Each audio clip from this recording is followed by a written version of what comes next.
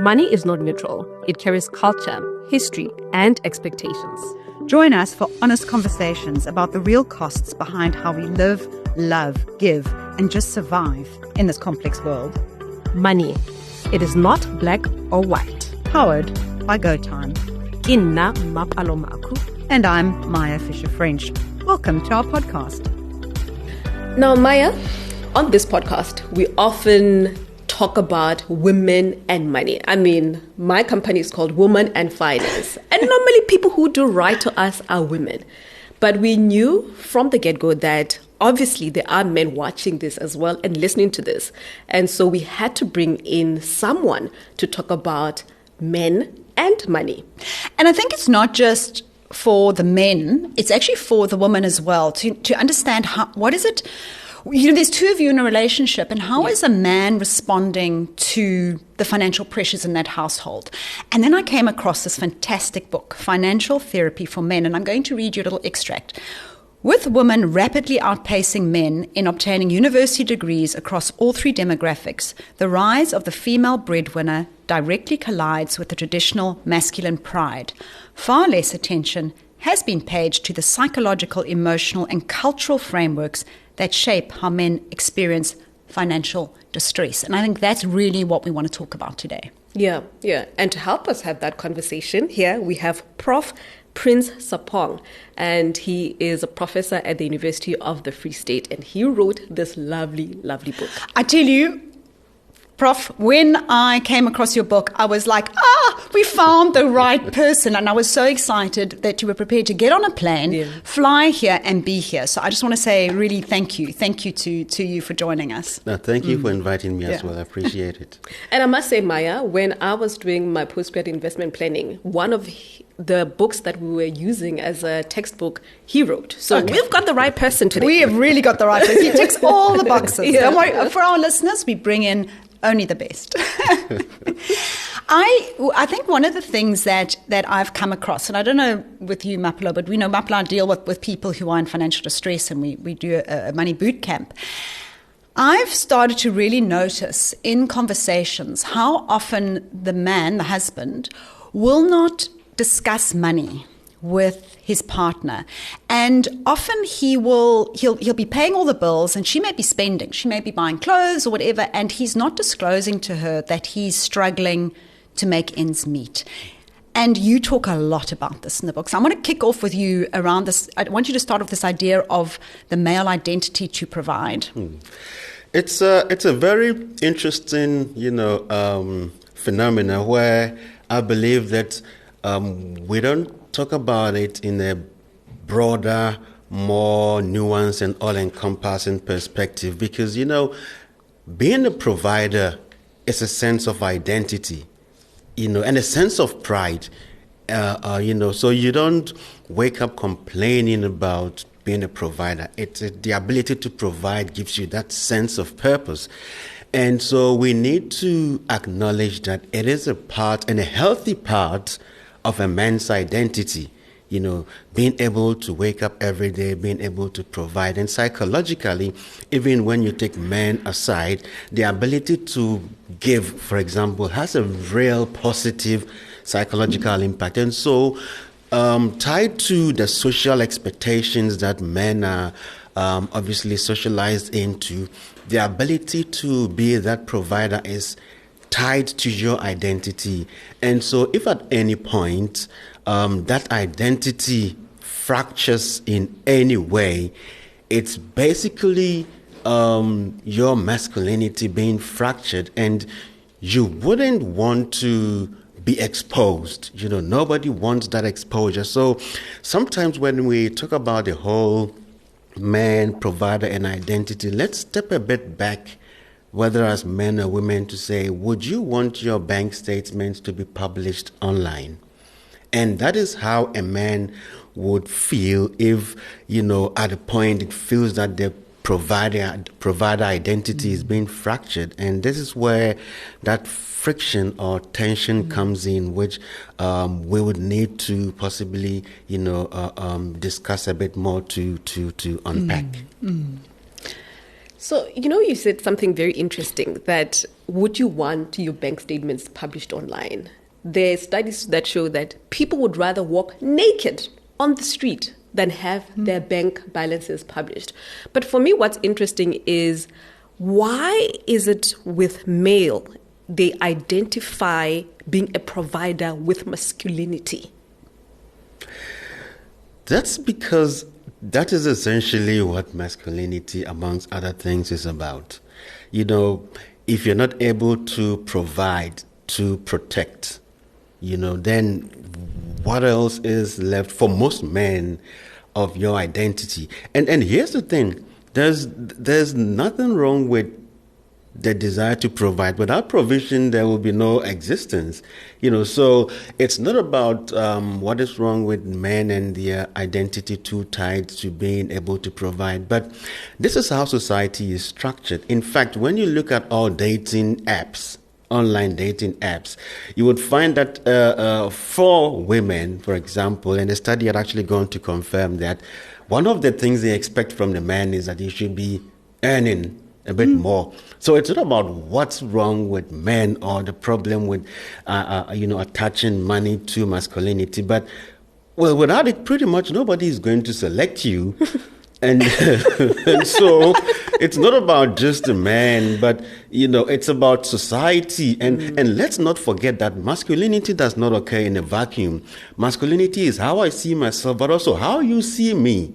You know, so if a part of you seeing me requires me to have a decent bank balance, it's a bit tough when you then turn around to say, but why do you see yourself as a working balance, bank balance? I couldn't agree with you more. And I think we talk often about the pressure on women to look good.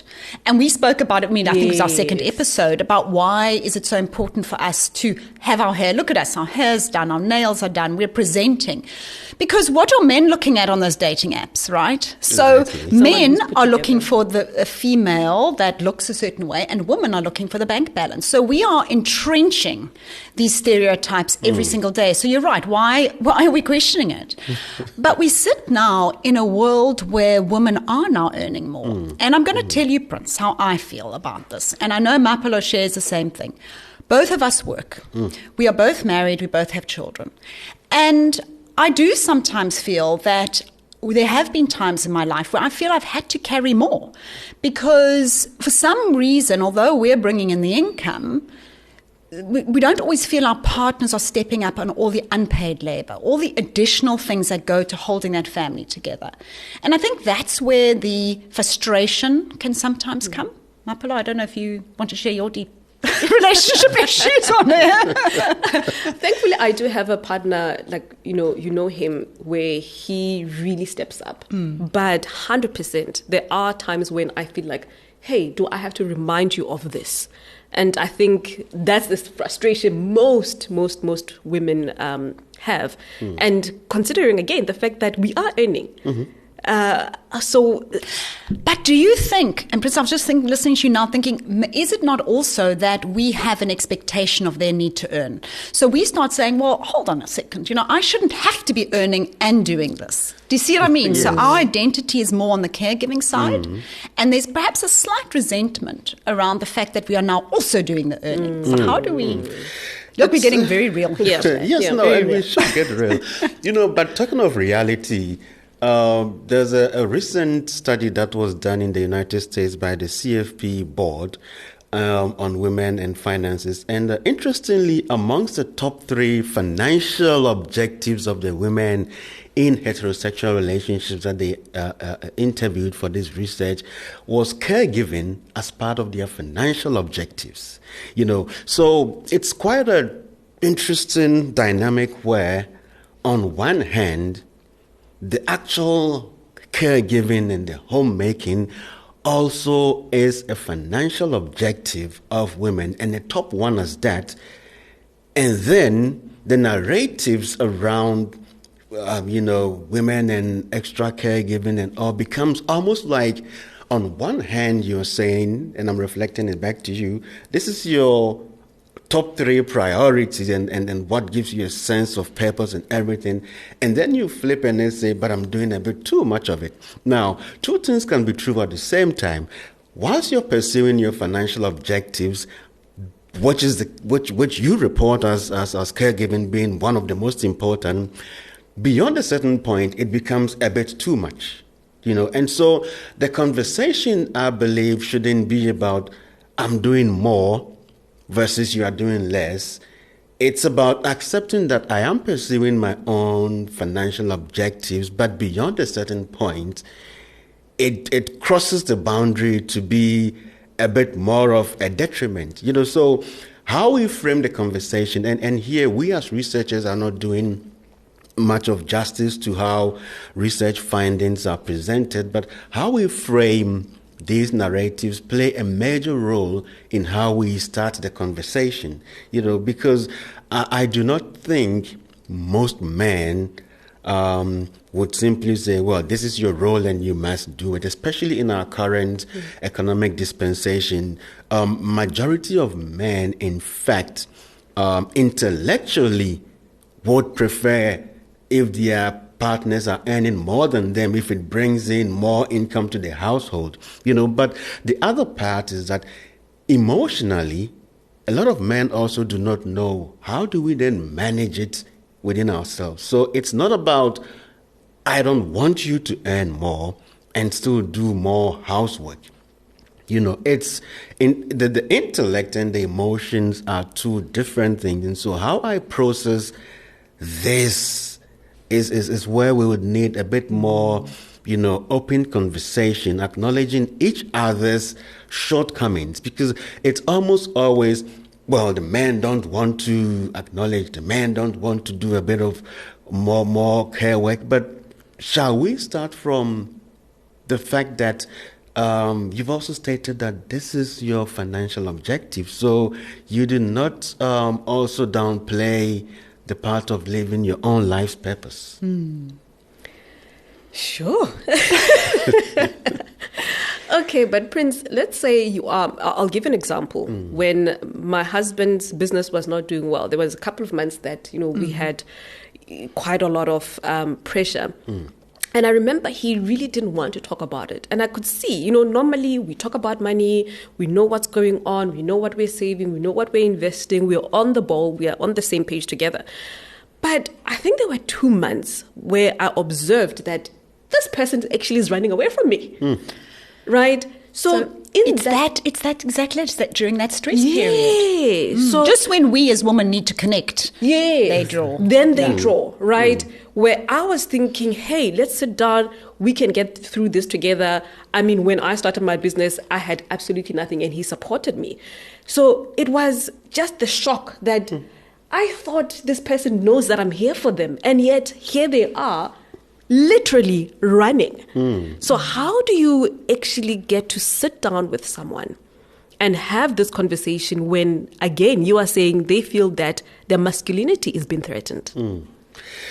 Yes, and especially it's good that you were shocked, because I'm sitting here also wondering, with men, it's quite a tough one, because you're damned if you do, you're damned if you don't. Not all the time. Because we have an entire crew of men filming us, and they are all nodding and smiling. This conversation is good. On one hand, every day we hear men don't open up, men don't show emotions, men don't want to. But do you know that fear is also an emotion? And there's nothing wrong with being afraid. But a man must dress up in a specific way that suits you when he expresses his fear. If we were to flip it now, what scares you the most, right? And if I were to push you to face what scares you the most, I would have been considered insensitive. So allow us to express our fears in the ways that we know how, and it is legitimate to be afraid.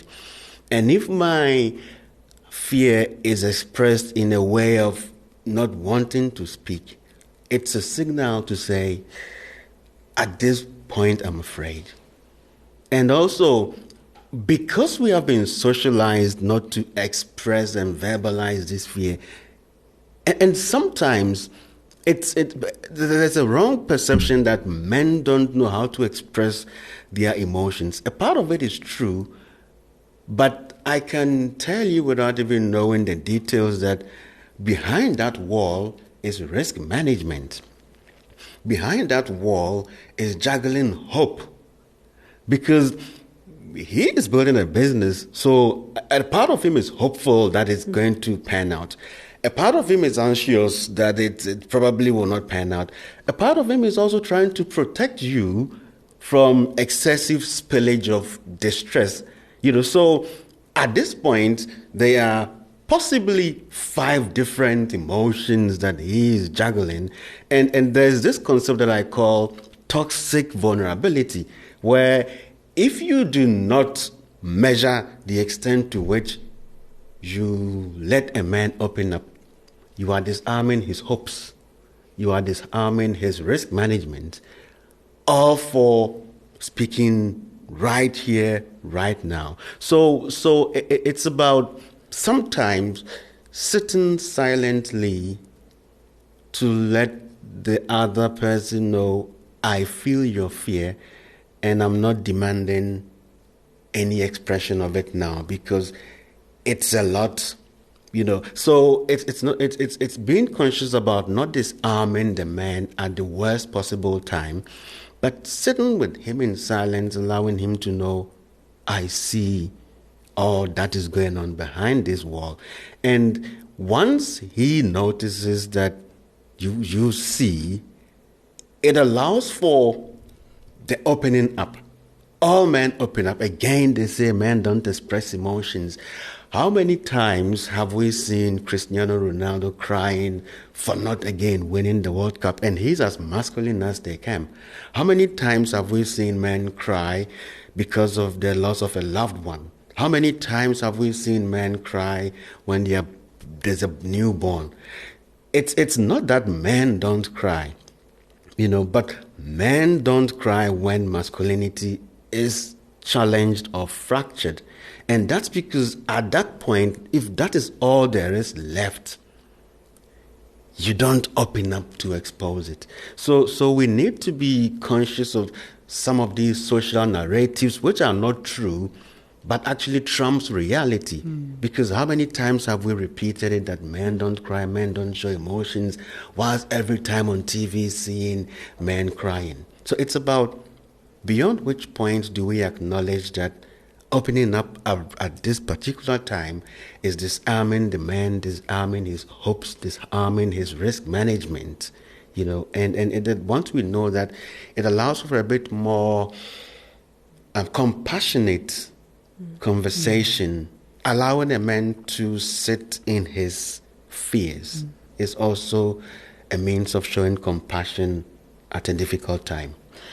It's very interesting because as women, we verbalize everything. Yeah. And we need words. Remember, we all get together with our girlfriends and stuff. So it's a very different reaction. And what you're saying really is respect the way he needs to be supported. And I think that's such an interesting way of looking at it. And I think the other thing, when we were having our conversation, we did a briefing session with the prof before we did this episode. And he spoke about being acknowledged and being seen. Yeah. And you related that wonderful story. I don't know if you want to put it on air about your wife not acknowledging you. Yes. And I want you to share that moment because both Mapelo and I went, oh, we really responded to that anecdote. So I want you to share that. So it's a story I always remind my wife about, so I'm sure when she hears it, she will laugh. So we just bought our home in Bloemfontein, right? And so we love our home, and we've got this blind. It's like an antique type of blind, and we both agreed, goodness, it was a bit often damaged, but we really loved it because we're not going to get it in the market. And then I looked at it like, you know what, I can give it a good bash and fix it. And I really put in work and fixed this blind, and I'm proud of myself, all masculine, And then she comes and says, oh, wow, you don't look like someone who can fix a blind. So I was so deflated because how many times must I keep on fixing things and getting the same? You don't look like, Yeah, I write books and I'm a professor, but I'm also masculine. I'm a man. I fix things.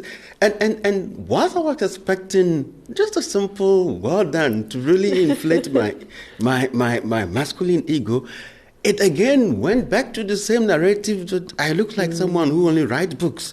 And it deflated me, not negative deflation, but still felt like, you could have just said, well done, and that would have made me.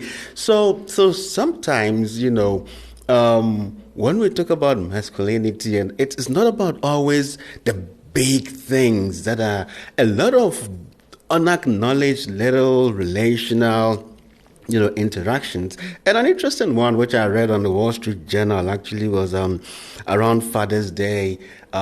These researchers are talking about, speaking to men, and what they really wanted was just that little appreciation and not another socks and a happy, best dad card that you bought from some shop, But they were also all saying that most of them said, we are not going to ask for that, because then it becomes, acknowledgement is nice when it comes by itself, if I'm demanding it, So majority of the men, whilst all they wanted was acknowledgement and probably going fishing quietly alone, were also not going to express it, Sure.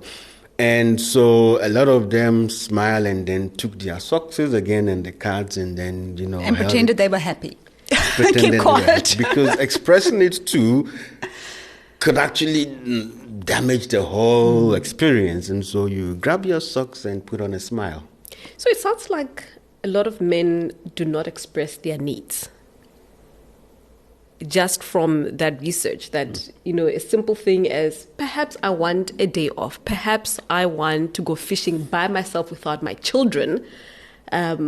Which is, I have to say, for most Mother's Days, that's how we all feel. Yes. We're like, love our children, but a break would be very nice.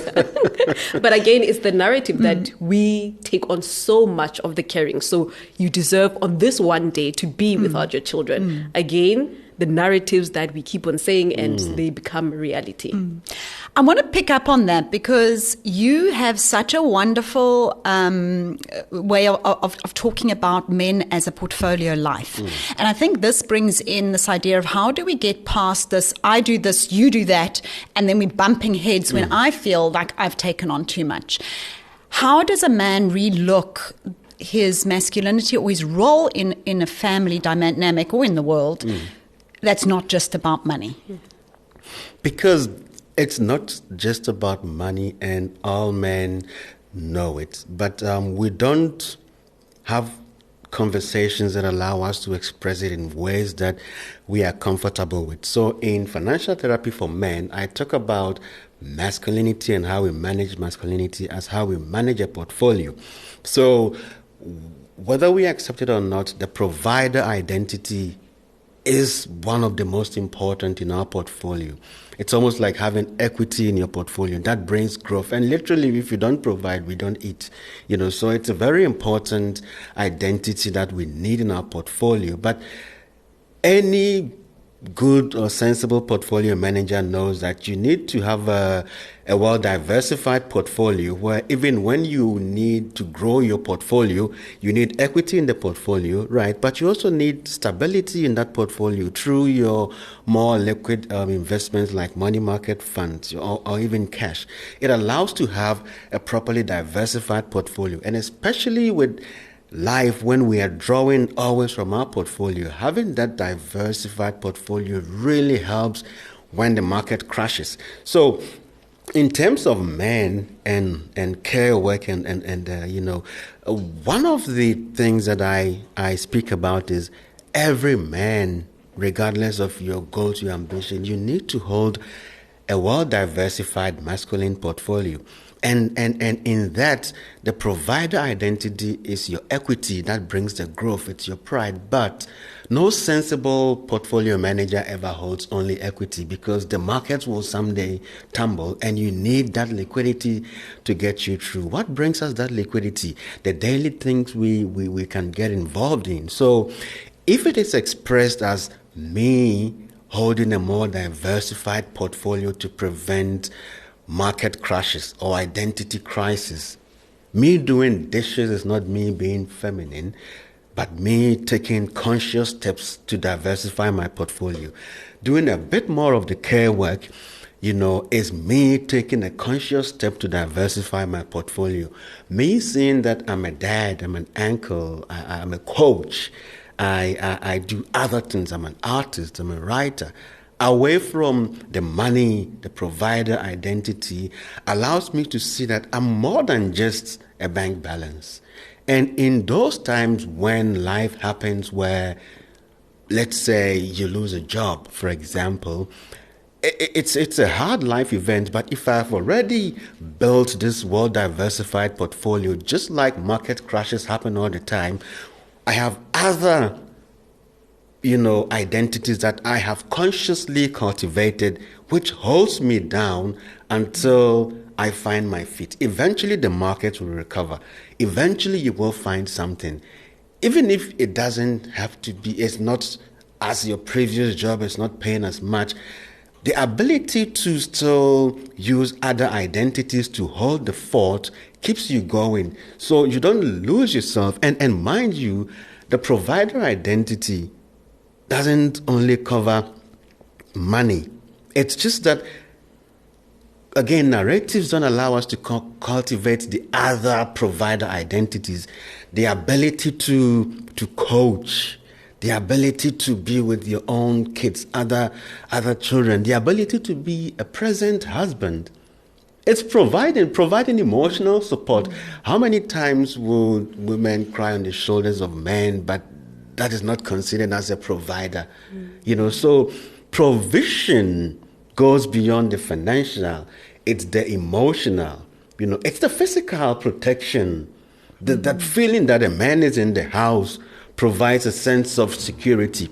That is provision as well, And these are all the identities that as men and also with our partners, we need to consciously, cultivate, where doing the extra work that women do in the house to allow for a balance is basically saying, can I take a bit more of liquidity from my partner's portfolio into my portfolio? Because excessive liquidity in her portfolio also damages her feminine portfolio. So we both can thrive by benefiting from where each can, provide a bit more to allow both portfolios to thrive. So that just reminds me, actually, in the book, Financial Therapy for Men, that there was an actual scenario was used. This is a real story. I have to tell you that the people were called Maya and Sean. It's not me. But they sat down, as she was the breadwinner in the family, and she was taking on a lot of the responsibility of the family, and she was feeling resentful. And they had to sit down, and one of the things was to actually allocate what they were each doing, within that family dynamic. And she was surprised at how much more he was doing than she realized. And I think he started to become more cognitive of especially the cognitive load that women often carry with caregiving and families. So maybe you want to comment on that. Yes, and that's because when we stop approaching, relational works and duties from a checklist perspective, it becomes a bit different. Because as a man, for example, when you do certain homeworks, like when I mow the grass, I feel proud. It's that look, you feel, yeah, I've got it done. When you clean the pool, looking at it sparkling, it doesn't click as homework. It's part of my masculine identity, but it is part of homework.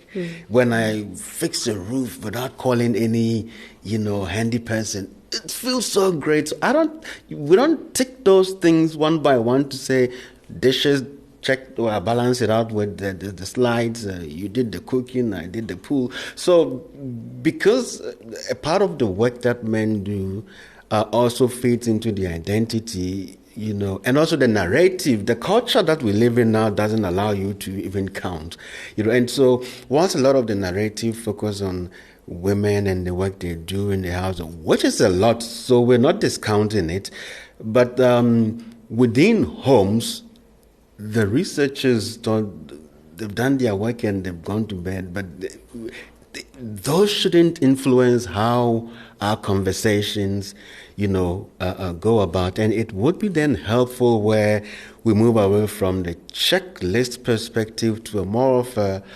rebalancing portfolio perspective, where it becomes these works that we're doing, taking a bit more off the woman's table so she can have a bit more leisure, is me preparing myself for market downturns. And when we narrate it from this perspective, a lot of men will then consciously take on these roles. But when the narrative only focuses on just the men not doing a lot of women work, feminizing it too much, it almost creates a barrier. But if we masculinize it, for a lack of a better word to say, this is actually part of portfolio diversification. This is the type of liquidity you need for those times when the masculinity identity fractures. And this is life. There are several times the identity will fracture. You don't prepare for a flood when it's coming. You prepare when there is security and safety. And so if conversations start moving in that direction of diversifying your masculine portfolio now for that market dip that will eventually come, there will be a lot of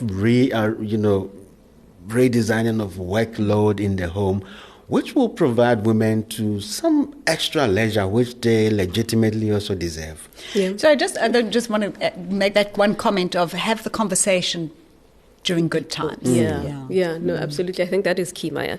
But, I just reflect on my relationship with my husband.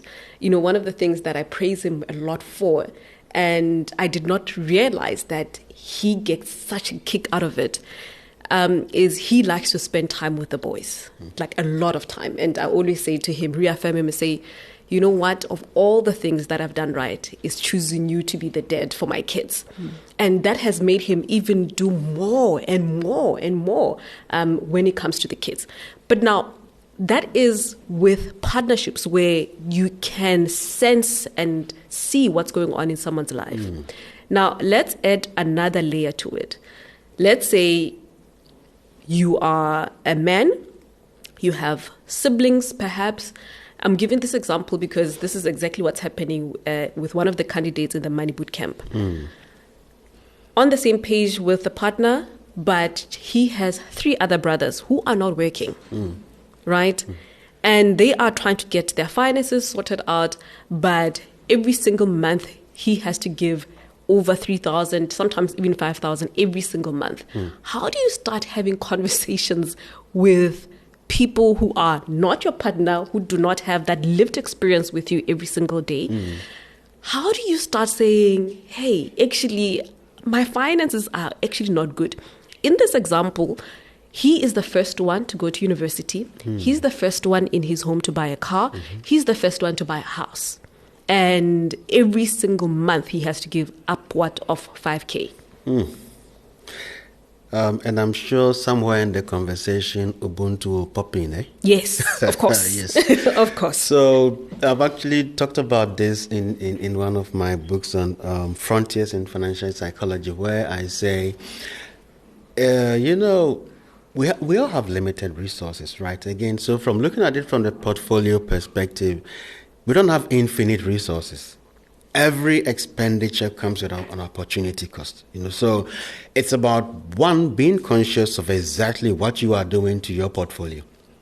And you are a brother, you are a husband, you are a father. You also need to invest in your own self. These are all the things that you are juggling with a finite resource. So every amount that goes out should go out consciously, knowing what is the opportunity cost, what damage, for lack of a better word, is this doing.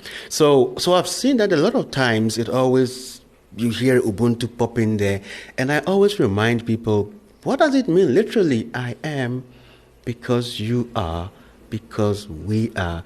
That you are is a responsibility on that other person to say, you're not just a passive receiver, because it's not just, because I'm not working, I should be receiving. Rightfully so, but you should be also taking care of me. So if I am, but you are not, well, then we're not. So I always remind people that Ubuntu is a two-way thing. You take care of me, I take care of you. So beyond a certain point where the receiver does not acknowledge and also, find a means of, there has to be a certain giving back. It's a symbiotic relationship. So when it becomes I am, but you're not, it's not going to graduate to we are. It's going to be we are not. And it allows us all then to draw that boundary. It's going to be hard, but then you are not living the principle of Ubuntu if you are self-destructing, because then eventually you are not. So it's going to then eventually mean I'm not because you are not because we are not. Because if you keep on damaging my portfolio, there's going to be that time when my marriage will collapse. And I'm going to blame you. And it's going to be a whole major. So we need to be conscious of the opportunity cost, and beyond which point that one can say, this extra, that I am doing, it's costing me more than I'm giving. So when we are conscious of these things, it allows us to, again, find that balance. So it's not about don't give or keep on giving in the name of Ubuntu, but be conscious of the opportunity cost and draw the line beyond which you're not going to pay for it in other non-financial but extremely damaging, perspective.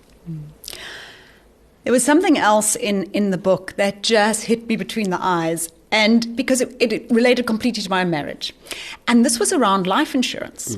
So what we discovered, and the researchers have discovered, is that men resist life insurance because they don't want to see another man benefiting after their death. So there's a sense that the wife will remarry or find another man, and his life cover will be funding somebody else. Do you know that is literally the conversation my husband and I had? And I was like, he's normal, So my husband has lots of life cover because he knows it's the right thing to do. But he actually said to me the one day, he said, Maya, if something happened to me, please don't find a man that what he said, you make sure the guy's got money so he doesn't live off my money. I looked at him and I said, what are you talking about? And he says, no. Coming from? Where's this coming from? He says, no, I'm going to leave quite a lot of life cover, and I don't want some other man benefiting from it.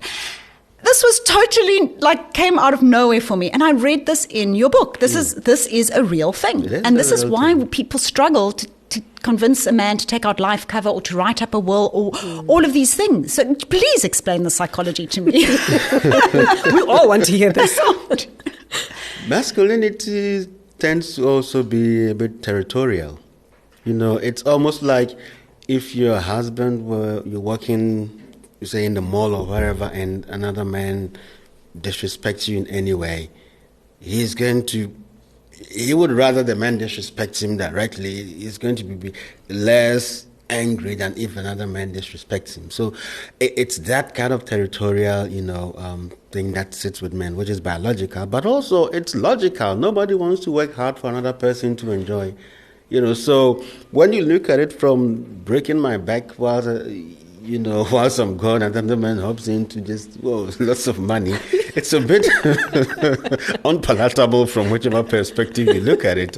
But on the other side is how we frame it and how men should frame it. To say that, but on the flip side, wouldn't he want you to still experience love and care and liquidity whilst he's not there? And majority of men would say, when I look at it from that side, you deserve to still have enough money on you to live life. You deserve to still find love, so security and love. So it's about, the same situation, but a different narrative. And when you look at it from the other side, it's very not nice. I mean, I'm not even going to find a way to explain that away. Looking at, I don't know whether when you die you can still see what's going on, but it probably wouldn't be nice that someone is living off, my life cover. But on the other hand, it would be nice to see that your partner has the love and also the protection. But also maybe it's because we as always have made the assumption that the man will die first, but Well, talking about that, then I had to think about what would upset me, and it was my children. I said to my husband, you've got to, if you meet somebody, she has to love my children. So remember, we right in the beginning, you said a woman's priorities are around her caregiving. So that was mine. Mine is, I want to know that my children are loved. His is, I want to know my money isn't being used by another man. We went straight for those defaults. So, I mean, I think this has been just like so interesting, and we've really enjoyed the conversation. But I think we want to just maybe give a few little nuggets that we can end off with about somebody listening saying, either as the man or the woman listening to this, saying, how do I go home now and have a conversation that's challenging? So I think, especially from men, it's difficult for everyone. It's difficult for women as well. So we need to acknowledge that. And then also for women to accept that emotional expressions come in different forms and ways. And if a man's emotional expression is not negatively interpreted, it allows for that opening up to come naturally. Sometimes when you really want the man to speak, there is genuinely no words to express the different emotions that one may be juggling with. So allowing a bit of space that still expresses, I see what you're going through, allows him to let off the guards a bit. Allowing that body language to say we are all holding this fort together allows for a shared responsibility of expression, which then leads to the opening up to come naturally.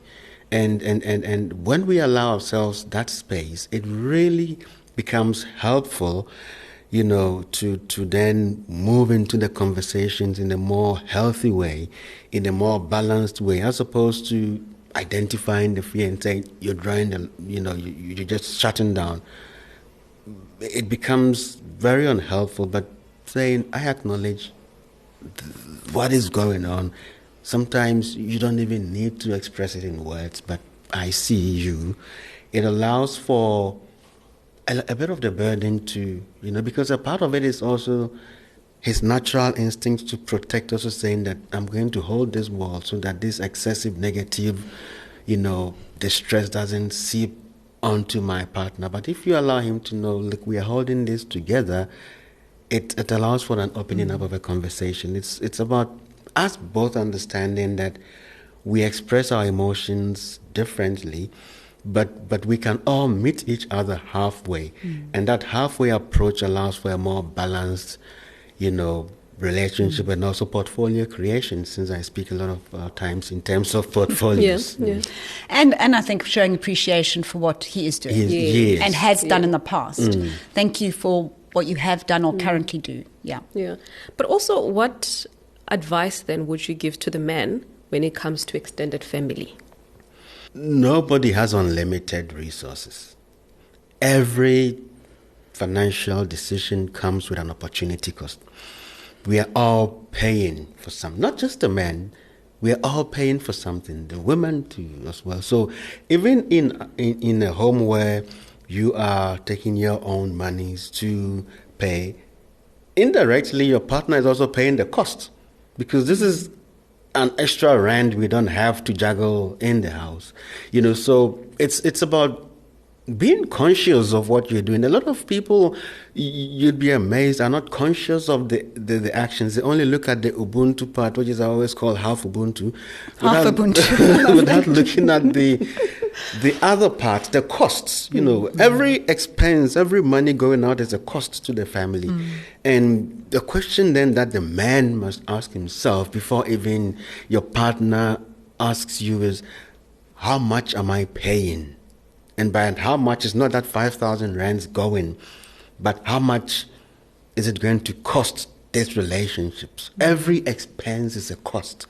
So being conscious of it allows you to answer the question before your partner even asks you, because it is a cost, and you just need to be conscious of what costs is actually going on here. Well, I just want to say thank you. This has been just so interesting. And we were also very privileged to have a briefing session with you. And I think you and I learned a lot from this. And I can only imagine our listeners will as well. So I just want to say thank you very much. And I hope we will get to have you again. I know you're doing some further research that we're both very interested in. So thank you. And thank you to our listeners. And please join us for the next episode, because we're going to be having on another professor, Frank Magwegwe, who's going to be talking about his life experience of going from being homeless to, well, basically being a professor himself and working at university. So I think that's going to also tie in a little bit with this theme. So thank you, and thank you again. Thank you very much for having me. I appreciate it.